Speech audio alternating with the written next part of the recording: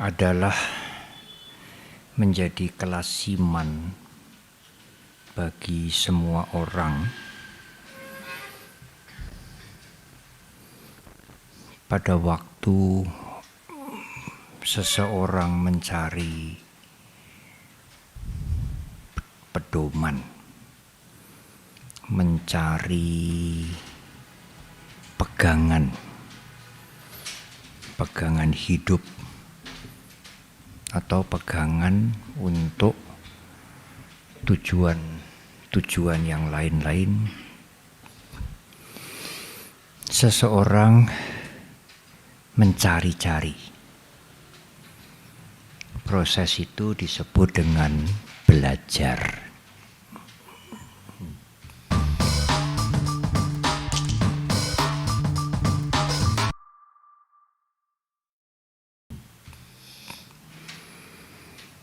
Kalau saya menyebutkan belajar itu bukan berarti membuka buku, sinau, membaca banyak-banyak. Ya, itu salah satu cara untuk belajar, tetapi belajar itu juga belajar dari kehidupan kita yang kita alami sendiri. Belajar itu juga melihat lingkungan, melihat teman-teman kita, melihat masyarakat, melihat lingkungan. Itu juga proses belajar.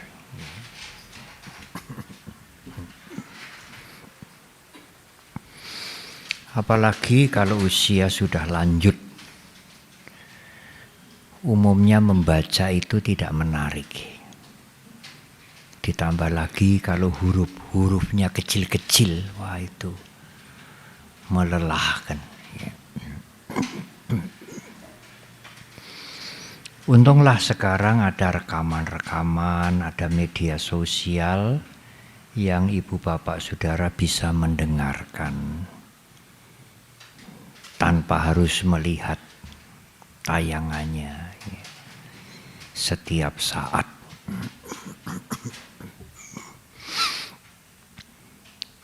Dari belajar itulah yang di dalam bahasa Pali disebut bahusuta. Bahusuta itu banyak mendengar.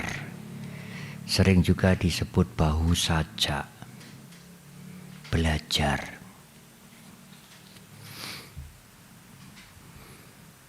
Karena mungkin zaman dahulu tulisan masih jarang, ya, rekaman apa itu, buku-buku masih jarang, orang belajar dari mendengar, mengamat-amati. Dari belajar itulah baik dari buku-buku, literatur, termasuk kitab suci tentu, maupun pengalaman kita, pengalaman orang-orang lain, lingkungan kita, maka kita bisa mendapatkan sesuatu yang bisa kita pegang. Ya, ini menjadi pegangan saya. Kalau akan mengambil satu keputusan dalam pekerjaan, dalam satu usaha, setelah belajar, setelah mencari tahu itu, kemudian saya memutuskan ini, tidak ini. Atau saya memutuskan seperti itu, yang ini tidak cocok. Dari belajar itulah kita menerima sesuatu yang sesuai dengan cara berpikir kita, yang sudah kita timbang-timbang dari banyak hal yang kita pelajari itu, lalu kita terima.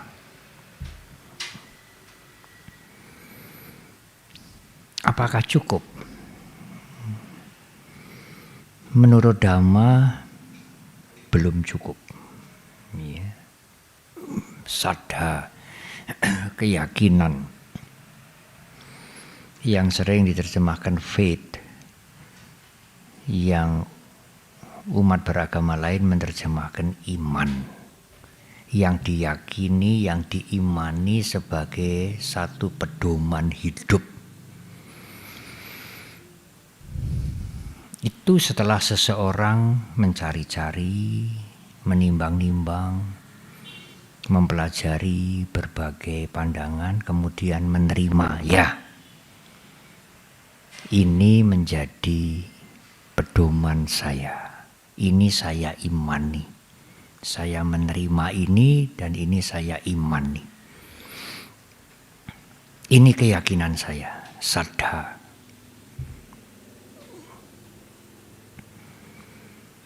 Tetapi tidak cukup hanya karena belajar dan menerima. Menerima dari yang dipelajari itu, yang sesuai dengan dirinya. Lalu dijadikan sebagai pedoman, sebagai keyakinan yang diimani. Tetapi dua unsur ini tidak cukup. Unsur belajar dan unsur menerima dari yang dipelajari itu tidak cukup. Ada unsur yang ketiga, yang diyakini atau yang diterima itu harus mendorong dia, memotivasi dia untuk melakukan seperti yang dia pedomani. Kalau dia belajar, kemudian mudeng, yang lain dia tidak bisa terima, ada sesuatu yang dia bisa terima. Oh, ajaran Buddha saya bisa terima. Bagus. Tidak ngoyo-woro, bukan tahayul, luar biasa, saya terima. Kalau hanya itu saja, apa gunanya? Anda hanya sebagai pengagum ajaran Buddha, tidak lebih. Ajaran yang Anda kagumi itu tidak bermanfaat apa-apa dalam hidup Anda. Tidak ada perilaku yang berubah, yang kayak dulu ya begitu-begitu terus, ya. Tidak ada manfaat yang dirasakan dari yang diimani itu. Maka saddha atau iman seperti itu menurut Dhamma bukanlah saddha. Karena saddha harus mengandung, harus mempunyai unsur yang ketiga. Mendorong seseorang, memotivasi seseorang untuk praktek. Tanpa praktek ya tidak ada manfaatnya. Sama seperti seseorang yang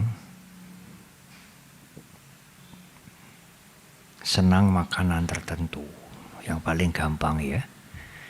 Kalau contohnya tentang bangunan, tentang otomotif mungkin sulit.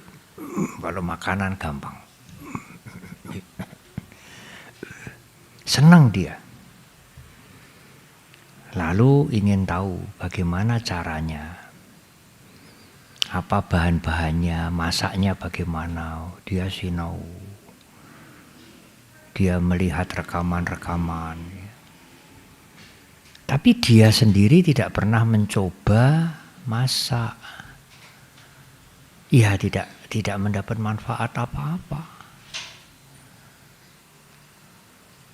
Tidak pernah merasakan masakan yang dia masak sendiri dari hasil sinau itu.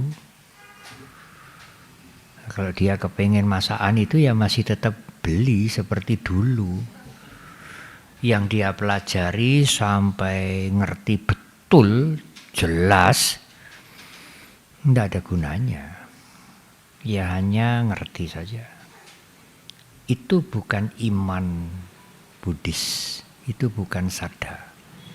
Karena tidak mendorong Anda, tidak membuat Anda untuk praktek. Praktek dari apa yang Anda pelajari. Anda tidak bisa dikatakan beriman secara Buddhis, tidak bisa. Karena Anda tidak melakukan apa-apa, hanya belajar saja. Ya, Anda mengagumi, menghargai agama Buddha, tidak lebih dari itu. Tetapi sebaliknya, ada seseorang yang tidak mencari-cari dulu, tidak sinau dulu, tapi menerima dulu. Dia menerima dulu. Karena mungkin unsur orang tua. Kalau orang tuanya beragama tertentu, ya anaknya sejak kecil dididik atau diajari beragama seperti orang tuanya. Bersembahyang, berupacara. Masuk sekolah ya yang sejalan dengan agama itu. Jadi sejak kecil ya dia menerima. Misalnya agama Buddha, ya dia menerima agama Buddha. Karena keluarga, karena faktor orang tua, atau karena hidup di negara yang mayoritas umat Buddha. Ya dia terima itu sebagai kelasiman di masyarakat. Tidak apa-apa, menerima dulu, senang dulu, terima dulu. Tetapi kemudian harus belajar. Belajar mencari tahu yang sudah diterima itu apa. Bagaimana. Boleh aja Anda menerima dulu. Aku senang agama Buddha. Aku menjadi umat Buddha. Boleh saja. Karena berbagai macam faktor. Karena melihat upacaranya, karena melihat sejarahnya, itu juga proses belajar hanya sedikit. Atau karena orang tua yang mengarahkan. Boleh saja terima dulu. Saya punya keyakinan terhadap agama Buddha. Saya terima agama Buddha. Tetapi jangan hanya menerima saja. Selanjutnya, carilah tahu. Yang Anda terima itu apa? Bagaimana? Seluas-luasnya, sejelas-jelasnya. Jadi menerima dulu, baru mengerti. Dan jangan lupa unsur yang ketiga, membuat Anda terdorong, termotivasi untuk melaksanakan yang Anda mengerti. Baru Anda beriman secara Buddhis. Bukan sekadar mempelajari atau mengerti agama Buddha. Mengimani agama Buddha itu ya mempelajari, menerima, dan melaksanakan. Atau dibalik, menerima, kemudian mempelajari, melaksanakan.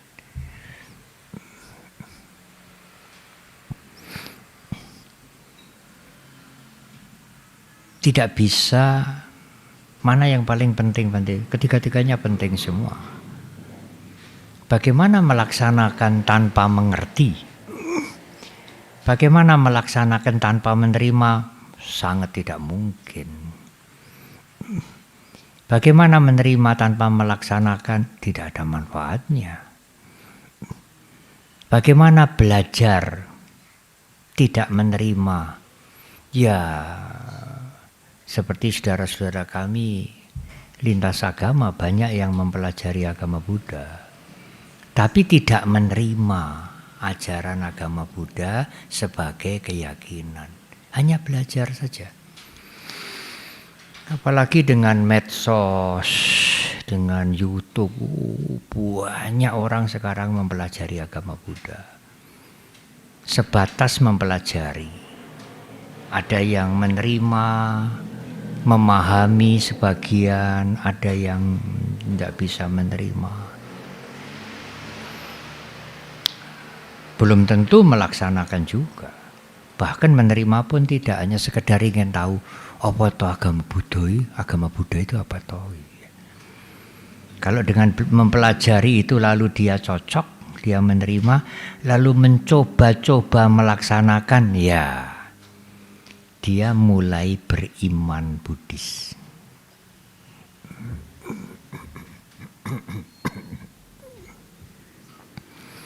Itulah pengertian saddha dalam agama Buddha. Bisa dimulai dari bahu saja, mencari tahu, belajar. Bisa dimulai dari menerima dulu. Kemudian terbentuklah saddha.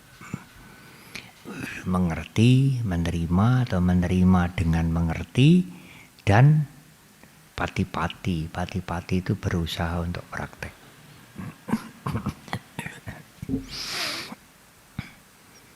Lalu apa yang diimani, Bante, yang diyakini, yang harus dipegang sebagai pedoman hidup? Di Samaditi, pengertian yang benar itu, Guru Agung Buddha Gautama pernah menjelaskan 10 hal, cukup panjang ya. Tetapi kalau disingkat, boleh disebutkan, boleh dikatakan yang paling penting adalah mengerti, menerima, lalu memberikan dampak pada hidupnya, yaitu tentang hukum karma. Bahwa semua perbuatan itu berakibat, sekecil apapun, ya. Yang baik maupun yang buruk.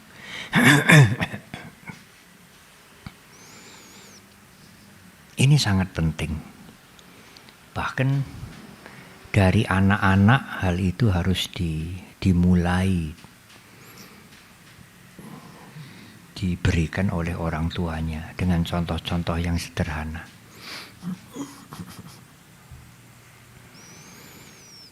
Dengan mengimani, artinya mengerti, menerima,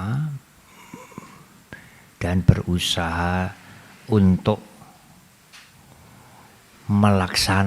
melaksanakan pengertian yang dimengerti itu, maka seseorang akan mengendalikan dirinya dari perilaku yang buruk. Itu adalah bagian dari iman, keyakinan terhadap hukum karma. Ya kalau dia sangat setuju, sangat mengerti, sangat meyakini, menerima dengan sungguh-sungguh hukum karma, tapi perilaku buruknya terus saja, ya seperti bohong-bohongan. Padahal dia mengerti keburukan itu membawa konsekuensi, membawa akibat. Kebaikan juga membawa akibat, membawa manfaat. Ya. Oleh karena itu, dengan mengimani hukum karma, maka dampaknya adalah berhenti berbuat yang buruk. Buruk itu aku salah kama. Tetapi juga ada perbuatan jahat. Yang jahat itu mesti buruk. Nah yang buruk itu belum tentu jahat ya Bante. Ya belum tentu, tapi hati-hati. Bisa menjadi jahat juga. Membunuh, menyakiti, mencuri itu jahat. Papa, sabba, papa, sakaranang, papa dalam bahasa Pali. Ya. Bukan bahasa Indonesia ya. Nanti pulang, oh papa, jahat.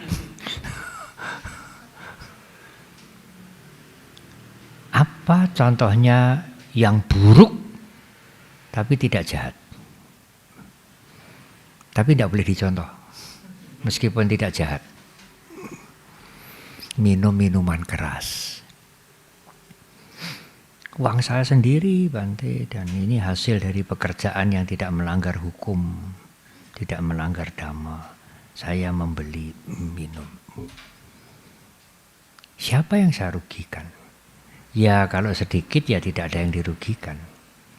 Juga mungkin di negara barat yang dingin itu perlu minum supaya hangat. Tapi kalau itu menjadi ketagihan, lalu sampai mabuk, wah itu menimbulkan masalah di keluarganya.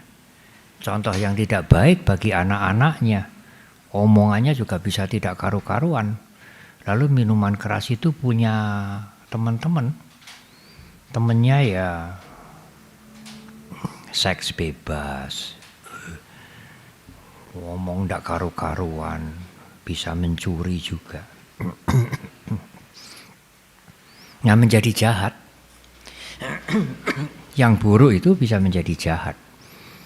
Karena itu hati-hati dengan perbuatan buruk, bisa menjadi jahat. Nah itu harus dihentikan.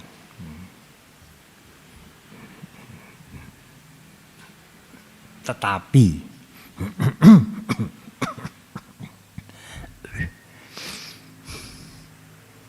kalau tidak hati-hati, kita sering kepleset, tergelincir.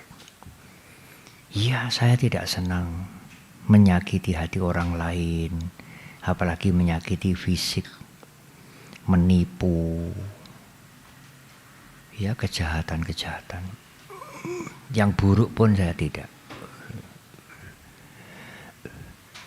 Tetapi kalau Anda melihat orang lain berlaku buruk, suka menipu, menghina, mencuri, lalu Anda benci. Nah, benci itu buruk.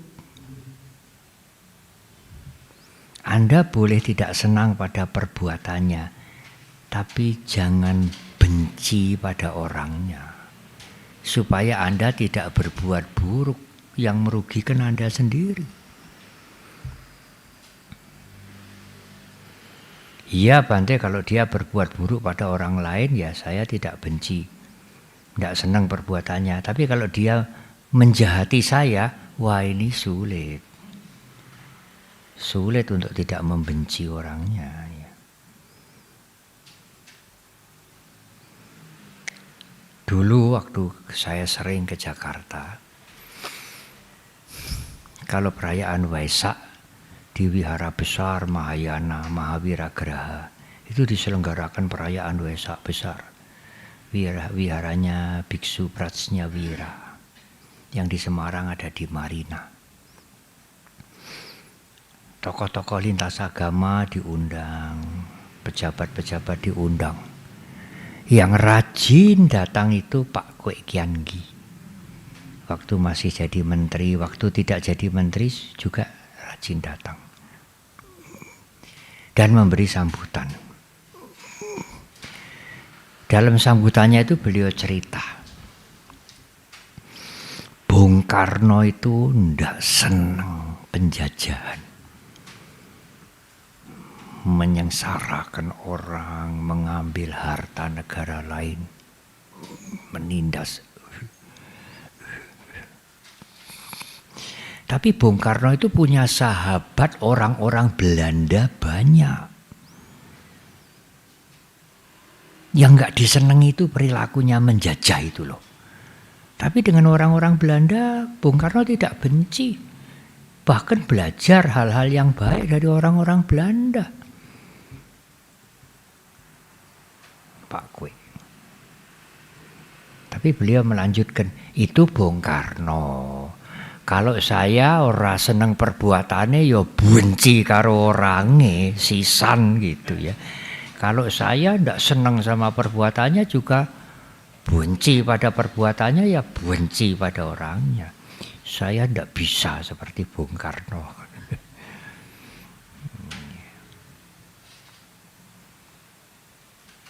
Sebenarnya semua orang itu seperti kita.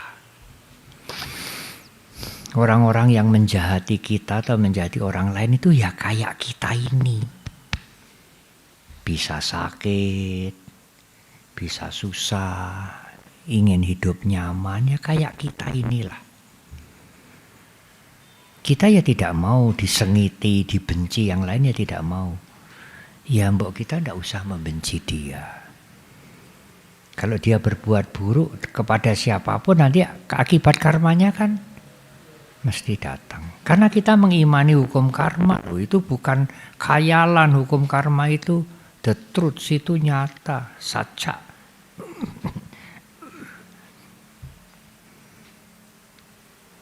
Apa kita lebih baik toh dari dia? Lebih baik, lebih mulia, lebih suci dari dia? Belum tentu juga. Ya, kita tidak senang perilakunya itu buruk.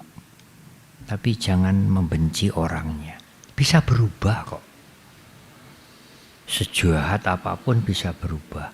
Di zaman Sang Buddha ada Dewa Data, ada Anggulimala. Dewa Data waktu saat terakhir mau meninggal juga berubah pikirannya.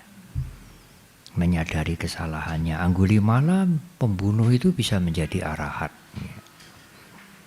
Dan banyak lain lagi.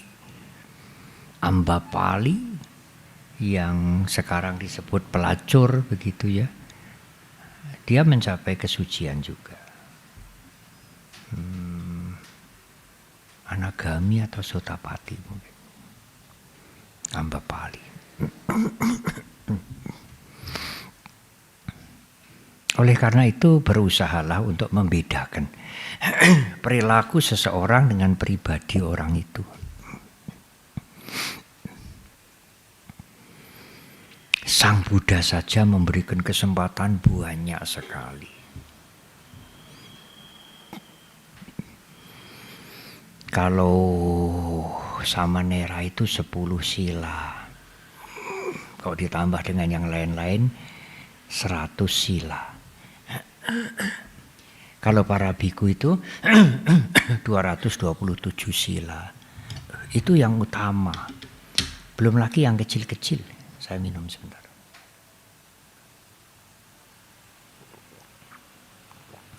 Seperti memakai jubah dan lain-lain itu di luar yang 227 itu, membuat jubah dan lain-lain. Tetapi kalau ada pelanggaran, ada biku yang melanggar, Sang Buddha membuat winaya itu supaya biku-biku yang bertujuan untuk hidup sederhana, membebaskan kotoran batin, mencapai kesucian itu ada pagar. Agar tujuannya itu tercapai. Kalau nggak dipagari banyak sekali rangsangan-rangsangan, temptation apa itu, gangguan. Tetapi kalau ada pelanggaran, Sang Buddha memberikan kesempatan untuk perbaikan terus. Dari 227 itu yang fatal hanya 4. Artinya salah satu dari 4 ini kalau dilanggar, dilakukan, dia bukan biku lagi. Hanya 4 loh. Dari 227 itu kalau 10% 22. Kalau 5% 11. Ini 4. Tidak sampai 5%. Kalau 5% 11. 4 itu 3%. 3% kira-kira. 3% dari 227 peraturan. Yaitu melakukan hubungan seksual dengan siapapun, membunuh manusia. Membunuh nyamuk, kebikuannya tidak hilang. Maaf, membunuh ayam pun belum hilang. Membunuh manusia atau menganjurkan orang bunuh diri, mencuri, Mencuri yang kalau dilaporkan polisi, polisinya mau bikin BAP. Kalau lapor, oh, biku itu ngambil permen saya 1 butir, polisi tidak mau bikin BAP. Kalau polisi mau bikin BAP, dia sudah melakukan pelanggaran berat. Dan menyatakan dirinya sudah suci, sotapana, sakadagami, termasuk mencapai jana. Hati-hati itu. Kalau itu dilakukan dari 4 ini, salah satu aja, bukan 4-4-nya, sekali saja, nah dia bukan biku lagi. Apakah itu bukan kasih sayang Sang Buddha yang begitu besar? Kesempatan yang diberikan Sang Buddha untuk yang begitu besar. Ayo. Perbaiki, ayo perbaiki. Ya kamu gagal, perbaiki. Asal tidak yang 4 ini loh. Kalau yang 4 ini sulit. Seperti orang yang dipotong lehernya, tidak akan hidup lagi. Kebikuannya hilang. Seperti kaca yang tidak bisa disambung lagi, ya, hilang. Nah demikian juga kita. Siapapun yang melakukan kejahatan, siapapun yang berbuat buruk, termasuk pada kita, ya kita tidak senang. Kita punya sikap yang jelas, itu buruk. Akibatnya tidak baik, saya tidak suka.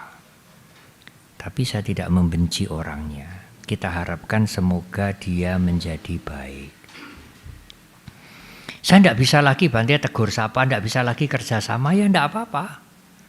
Tidak bisa tegur sapa, tidak bisa kerjasama karena dia sudah menjahati saya, ya tidak apa-apa. Tetapi jangan membenci. Di Karania Metta Sutta kan disebut. Itu Sang Buddha memberikan toleransi besar sekali.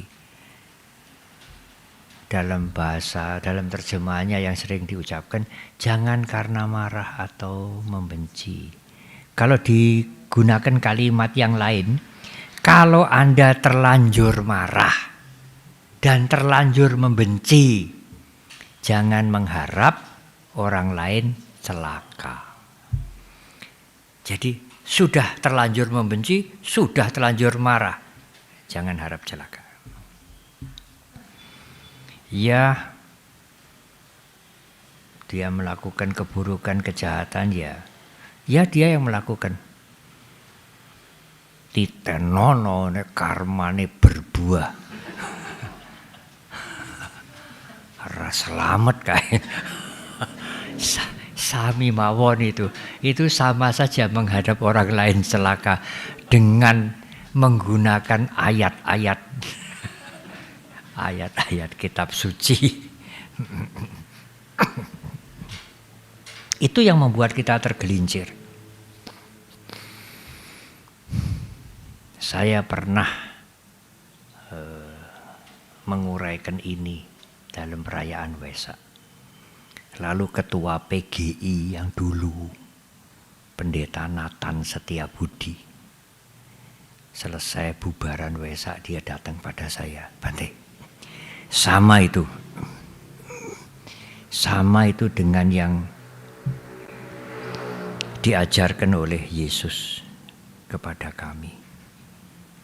Bahwa kita tidak senang pada pelacuran, tidak senang, tetapi jangan membenci pelacur. Dia bisa jadi baik kok, bisa berubah. Dan tugas umat beragama, tugas pimpinan agama itu bukan menghancurkan orang, bukan menginjek orang sebagai hukuman, tetapi memperbaiki. Mengangkat, memperbaiki dengan cinta kasih, dengan kasih sayang, dengan metta karuna.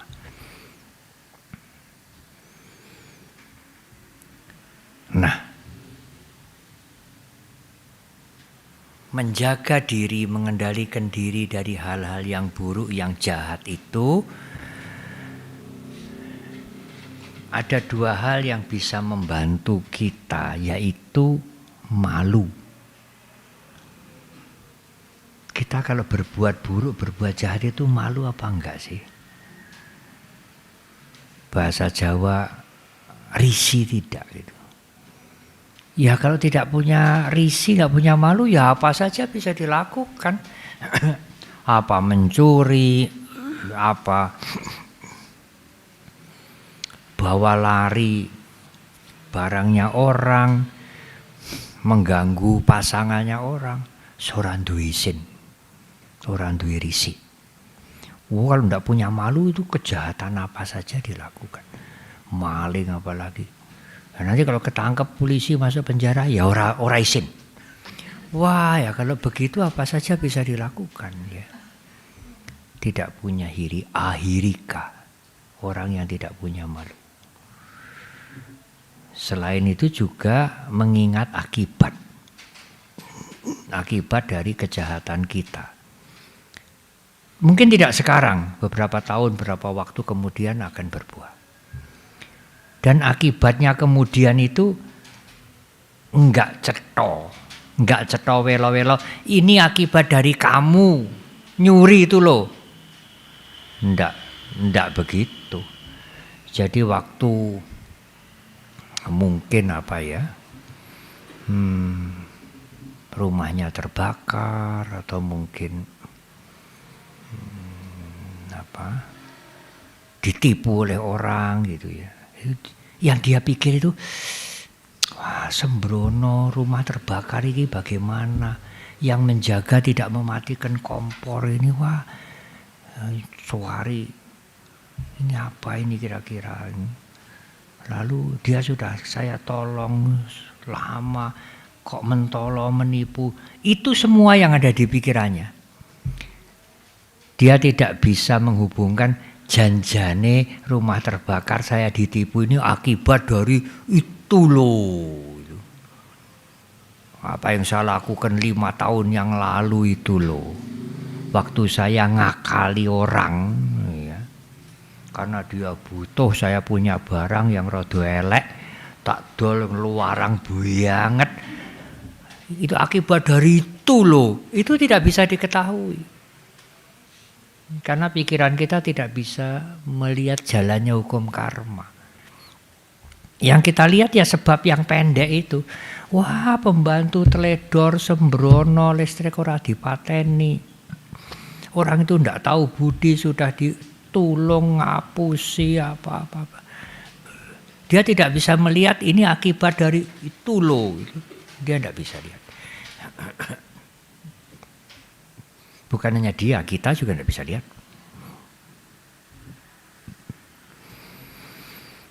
Jadi sebetulnya kalau segala macam masalah ya ekonomi, ya keluarga, ya kesehatan, ya pekerjaan, ya itu akibat. Kalau tidak akibat, tidak mungkin. Pasti ada sebabnya. Kita tidak bisa lari dari sebab. Dan sebab itu kita sendiri yang membuat. Ya semuanya lah, termasuk saya, termasuk Sang Buddha juga. Sang Buddha mau digelundungi batu, mau dibunuh, difitnah. Ya itu sisa-sisa dari karma yang lalu.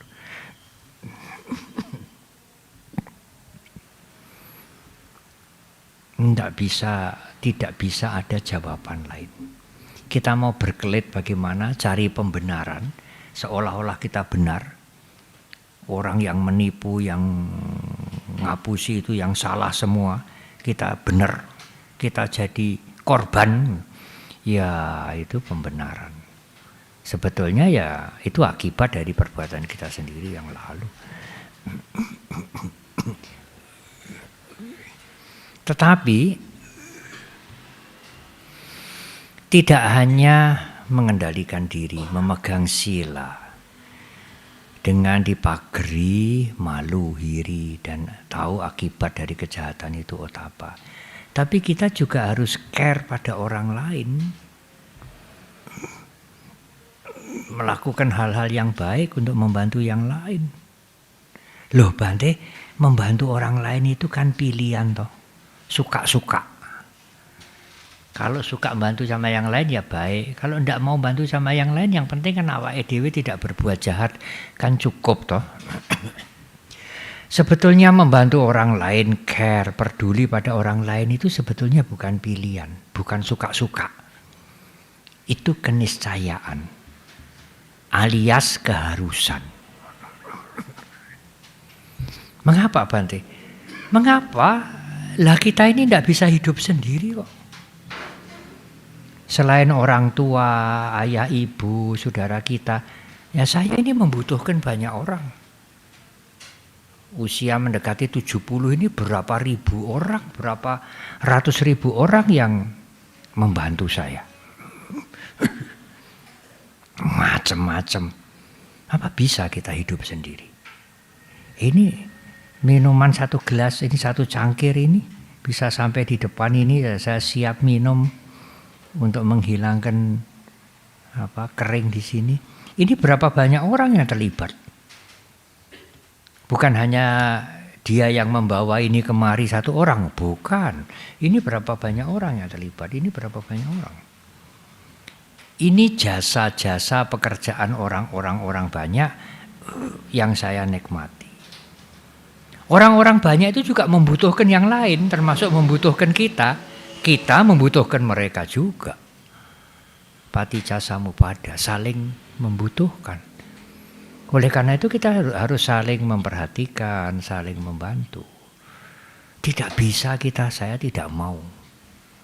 Saya sendiri tok, pokoknya tidak mengganggu orang lain. Ya, kamu tidak mengganggu orang lain. Tetapi bagaimana kalau orang lain tidak mau membantu kamu? Sama sekali. Bisa hidup? Ya tidak bisa. Oh banyak sekali. Kalau kita menulis banyak sekali. Sesendok nasi yang kita suapkan ke mulut kita, berapa banyak orang yang terlibat. Iya Bante, mereka kan jualan nasi, mereka kan butuh kita. Iya, kita juga butuh dia. Tidak hanya dia yang butuh kita juga butuh dia. Karena itu bantulah mereka sesuai kemampuan kita. Ya, sering kita mendengar dana. Dana itu sikap memberi, membantu. Tetapi hakikat daripada dana itu adalah sikap mental untuk memotong ikatan duniawi. Itu adalah hakikat, itu adalah tujuan tertinggi dari orang care pada yang lain. Kalau Anda memberi itu dengan tujuan macam-macam, ya memberi etok-etok. Kelihatannya aja memberi, tapi ada pamrih yang besar sekali. Padahal memberi itu adalah latihan yang dianjurkan oleh Sang Buddha untuk caga, C-A-G-A. Bahasa Sanskerta tiaga, T-Y-A-G-A. Memotong ikatan duniawi.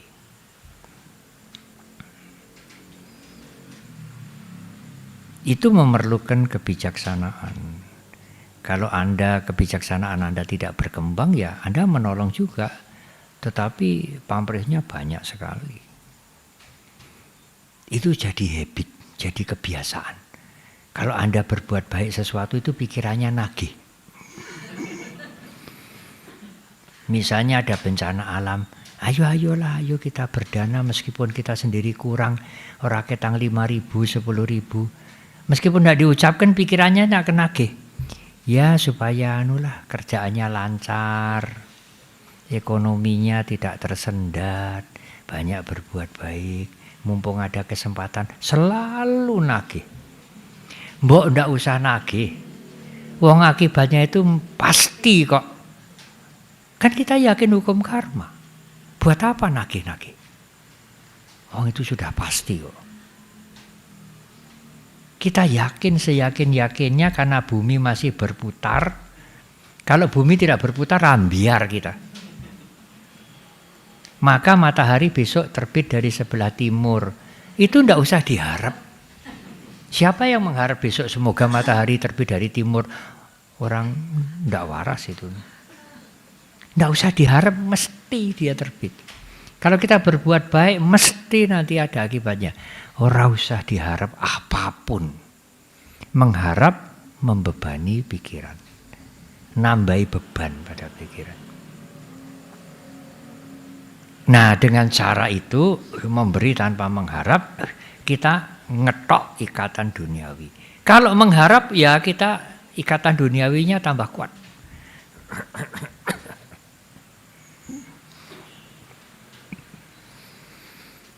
Kebaikan apapun, meskipun memberikan makan pada binatang dengan nasi atau dengan apa, itu juga kebaikan.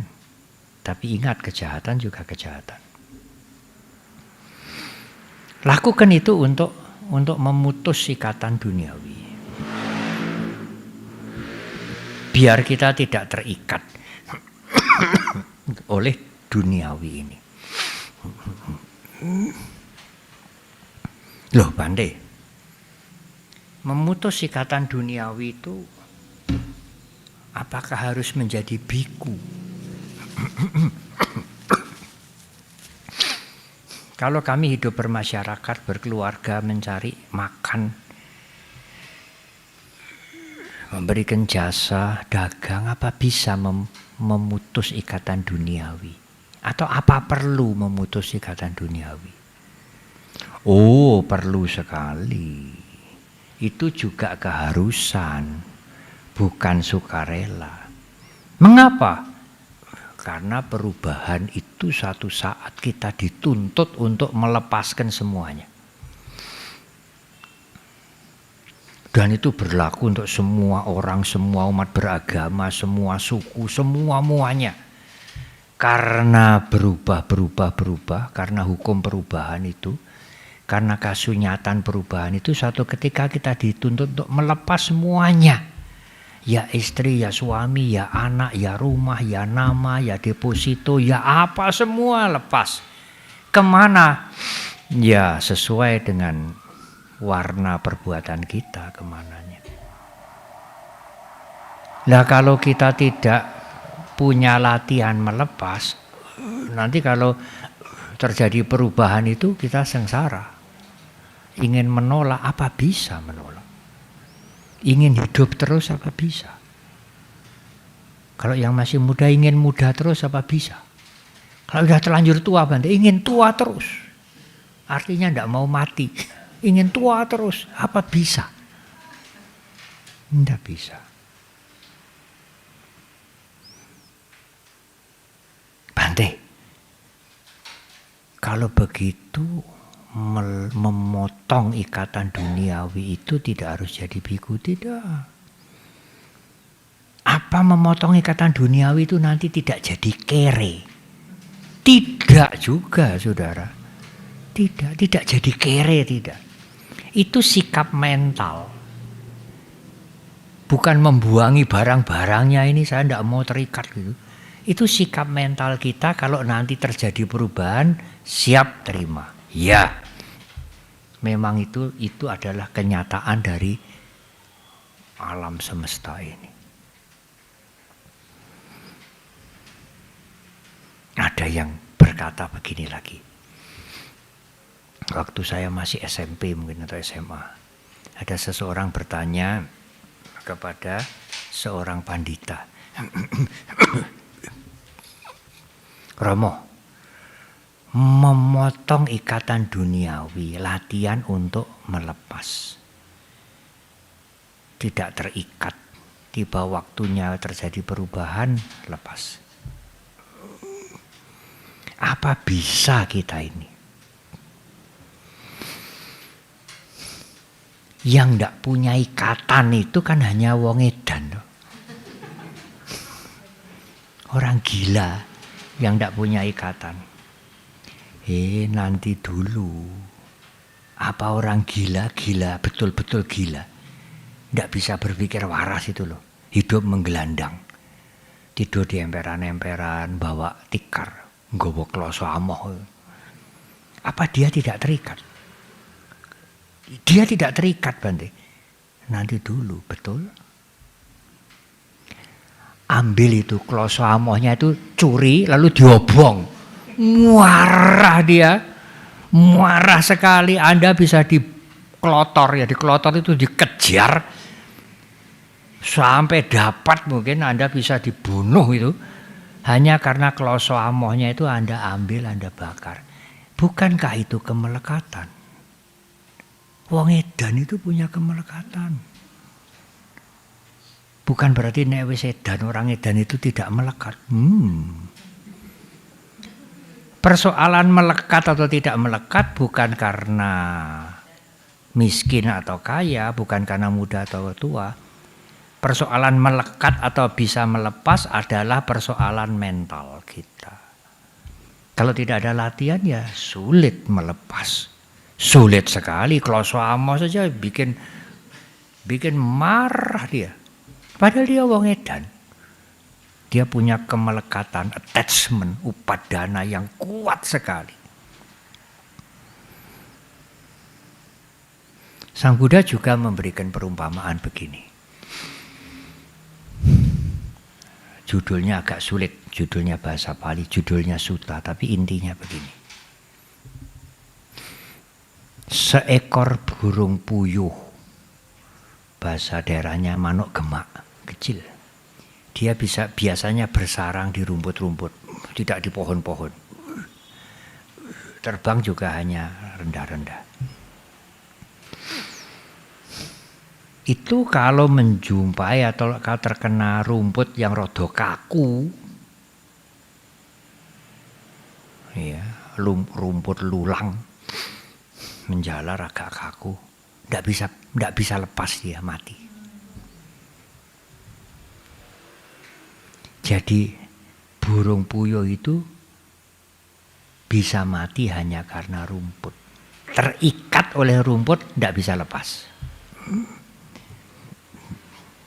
Tapi seekor gajah yang diikat kakinya dengan rantai yang gede, diikat di patok, dia bisa jebol itu patoknya, lepas. Meskipun diikat dengan rantai yang besar sekali. Jadi bukan persoalannya wong edan atau wong waras, bukan persoalannya orang sangat miskin atau orang kaya, persoalan mental. Yang miskin sangat terikat ya ada.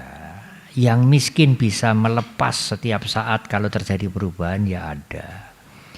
Yang hartanya banyak sangat terikat ya ada. Yang hartanya banyak bisa melepas ya ada. Bukan persoalan harta banyak atau sedikit, persoalan mental. Ada wisdom, ada kebijaksanaan, ada latihan atau tidak. Kalau tidak ada latihan, yang hartanya sedikit pun sangat terikat dengan yang sedikitnya itu. Seperti burung gemak yang mati hanya karena rumput. Tapi kalau dia punya latihan, punya pengertian yang kuat, punya mental yang dilatih dengan baik, meskipun materinya banyak, waktunya melepas, lepas. Seperti gajah yang bisa bedol rantai yang besar itu. Tapi seekor burung gemak mati hanya karena rumput. Sulit melepas ikatan yang kecil sekalipun. Padahal perubahan ini mengharuskan kita untuk melepas. Wong menghirup udara saja harus dilepas kok. Itu hukum alam. Coba Anda menghirup udara, jangan dilepas. Sengsara. Sangat sengsara itu. Ya, melepas itu membawa kebahagiaan. Tidak nggondeli, melepas itu membawa kebahagiaan. Ya bukan berarti lalu sekarang hartanya diambur-amburkan, hidup miskin, nggawa kloso amoh, ya bukan. Tiba waktunya nanti terjadi perubahan yang tidak bisa diselamatkan, ya lepas. Apakah kendaraan, apakah harta, apakah mungkin keluarga. Tiba-tiba terjadi perubahan, ya. Mungkin tidak bisa spontan melepas, tetapi tidak melekat terlalu lama. latihan kita, pengertian kita itu menjadi modal yang sangat berharga bagi kita untuk bisa melepaskan. Nah, itulah salah satu dari panya, dari kebijaksanaan, wisdom untuk melepas. Sebetulnya itu bukan sesuatu yang istimewa. Karena segala sesuatu tidak kekal, ya sudah logis kalau kita tidak nggondeli, wong tidak kekal. Kalau kita nggondeli malah tidak masuk akal. Nah, itulah yang berharga bagi batin kita. Jadi bukan persoalan muda, tua, hartanya banyak, hartanya sedikit. Yang penting bagaimana mental kita ini kita latih atau kita biarkan. Kalau kita latih, kita mempunyai kehidupan yang baik. Tidak ada hubungannya dengan materi banyak, materi sedikit. Materi banyak bisa bahagia ya ada, bisa sengsara ya bisa. Materi sedikit sengsara ya bisa, tidak sengsara ya bisa. Bagaimana pikiran kita, mental kita bersikap. Banyak belajar bahu saja, punyailah keyakinan iman yang baik yang bisa mendorong kita melakukan perubahan. Saddha, menjaga diri tidak melakukan hal-hal yang buruk, sila. Hiri, malu. Risi kalau berbuat yang jahat. Otapa, menyadari akibat kejahatan itu menyengsarakan. Jaga, memberi yang dilandasi dengan panya, memberi untuk melepaskan. 7 hal ini oleh Sang Buddha diberi nama kekayaan mulia yang hendaknya dipunyai oleh tiap-tiap orang. Ibu, bapak, dan saudara, sudah persis 1 jam. Ya, ada sedikit waktu kalau ada pertanyaan yang ingin disampaikan. Terima kasih. Terima kasih, Bante. Bagi Bapak Ibu yang mau bertanya, kami persilahkan. Mumpung masih ada Bante. Ya, sebentar.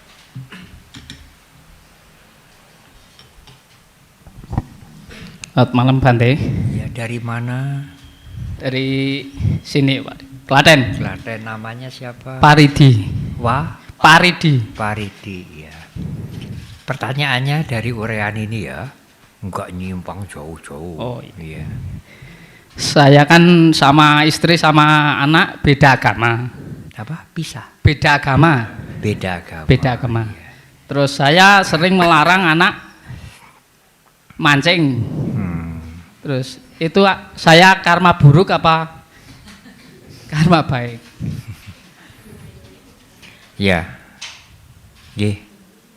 Saya jawab ya. Melarang orang membunuh termasuk mancing itu ya sangat baik. Kalau menyuruh membunuh, nah itu jelek. Tetapi caranya melarang harus ditoto. Kalau caranya melarang karo ngamuk-ngamuk, ojo mancing. Kowe besok nek dipancing, rasane kepriye? Iku mateni. Iya, apalagi kalau anak sudah SMP atau mungkin sudah SMA bisa berontak nanti.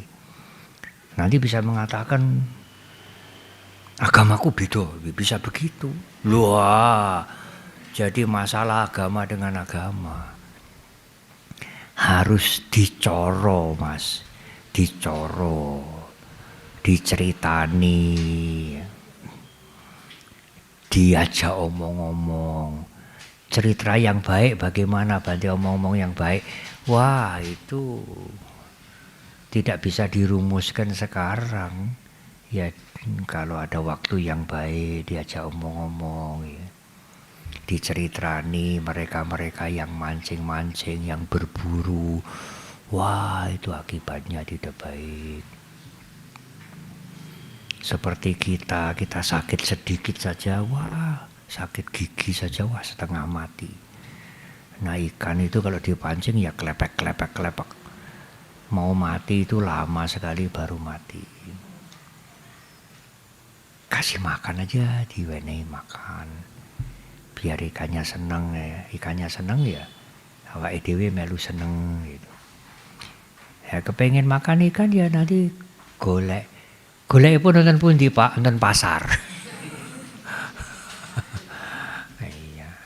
Ya harus pakai dicoro ya. Kalau tidak dicoro ya sulit. Nanti niat kita baik malah orang lain, anak kita marah pada kita. Lah kalau anak kita sendiri yang marah pada kita, orang tua lebih marah lagi. Kalau anaknya orang lain marah pada kita bisa rada sungkan arep nyoneni sak empenge ya. Tapi nek anake dhewe marah pada orang tuanya, wah orang tua bisa naik darah. Wah, anakku dhewe wani karo aku, lu marahnya lebih buanter itu. Orang tua lebih kejam kepada anaknya ketimbang kepada anak tetangga. Ketimbang pada anak orang lain. Mau nyentak, mau nyeneni masih mikir-mikir. Tapi kepada anaknya sendiri, wah, pateni. Bisa begitu meskipun ya tidak sungguh-sungguh ya. Pakai cara. Dari mana Bante caranya? Belajar. Omong-omong dengan teman-teman, carane ngandani kepriye yo, carane ngandani. Saya pernah diberitahu salah satu cara.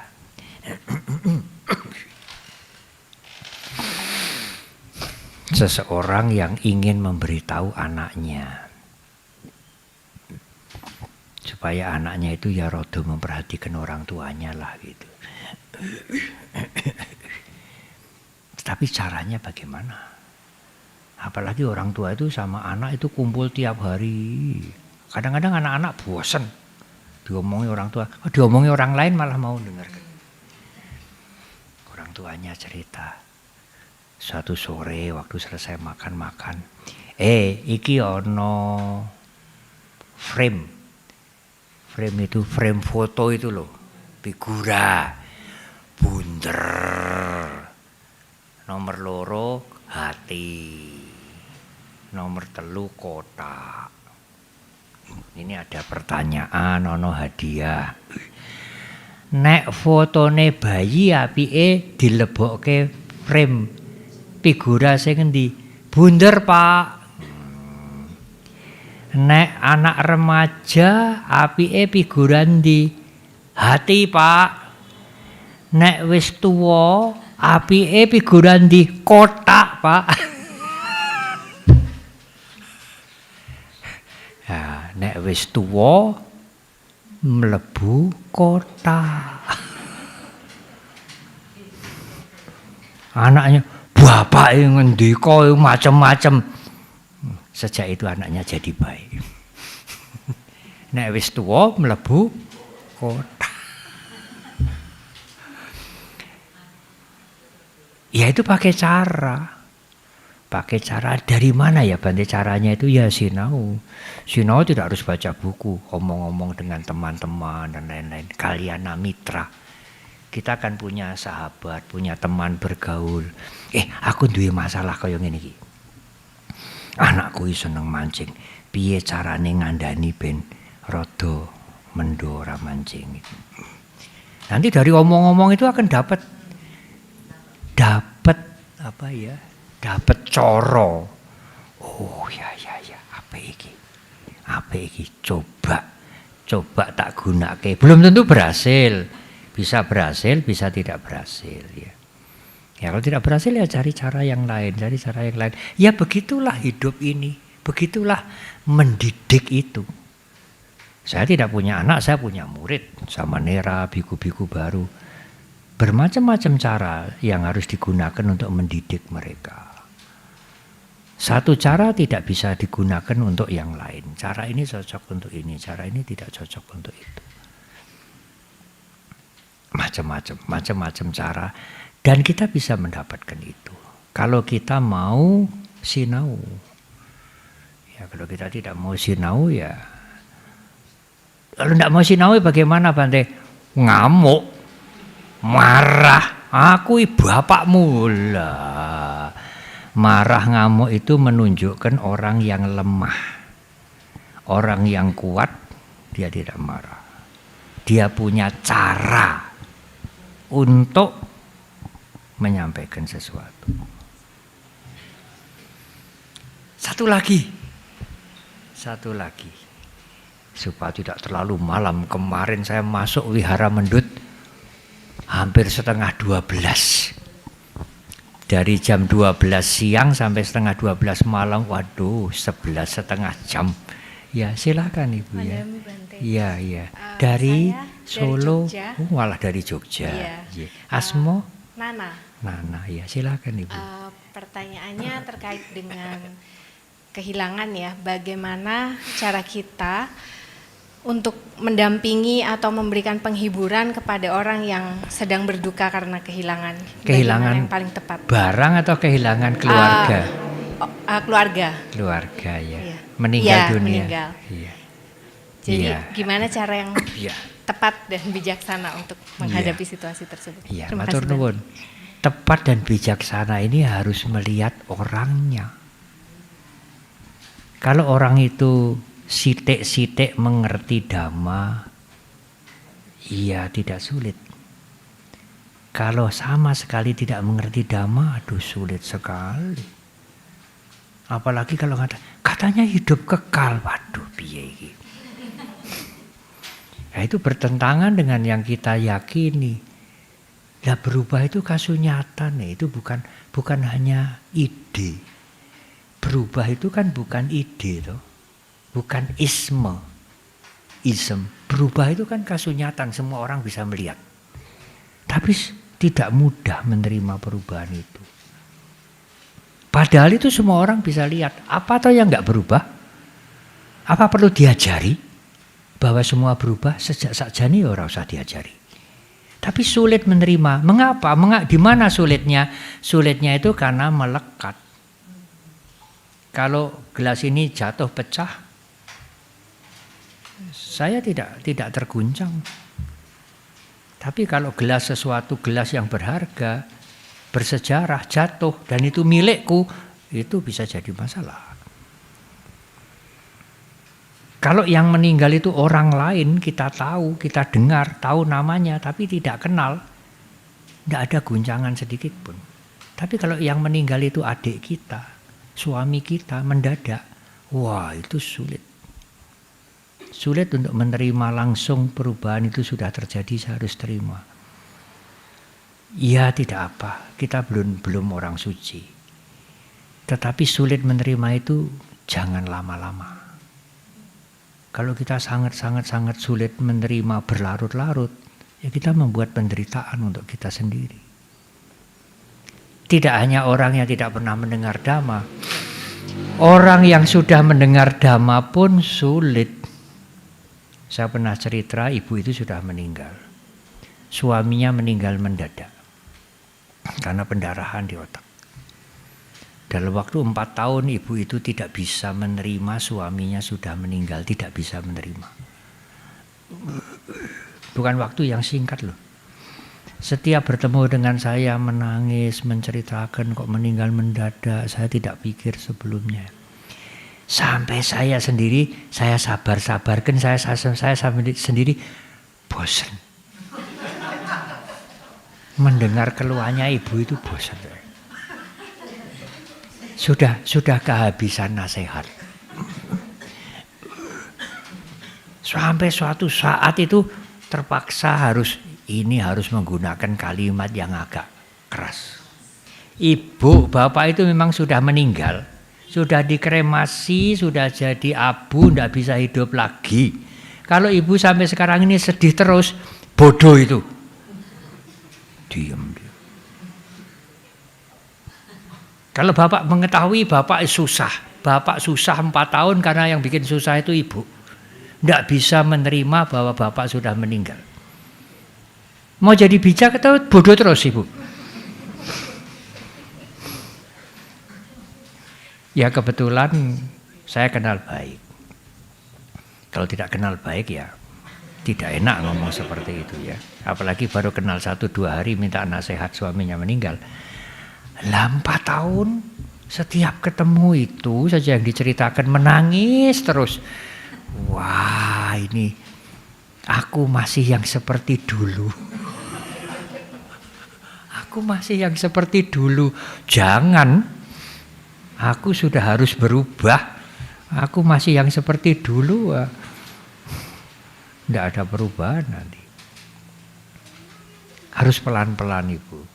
Diajak bicara pelan-pelan, diceritai kasunyatan. Sang Buddha juga pernah menggunakan cara toh. Seorang ibu yang suaminya mungkin sudah meninggal, anaknya tunggal, laki satu-satunya, digigit ular mati, umur 4 tahun mungkin, sulit menerima, saking sayangnya. Dibawa ke sana kemari, ke tabib kemana-mana sampai anaknya ini membiru. Untuk menghidupkan kembali, untuk menyembuhkan kembali. Dan dia tidak yakin kalau anaknya sudah mati. Kan akhirnya sampai ke Sang Buddha. Toh.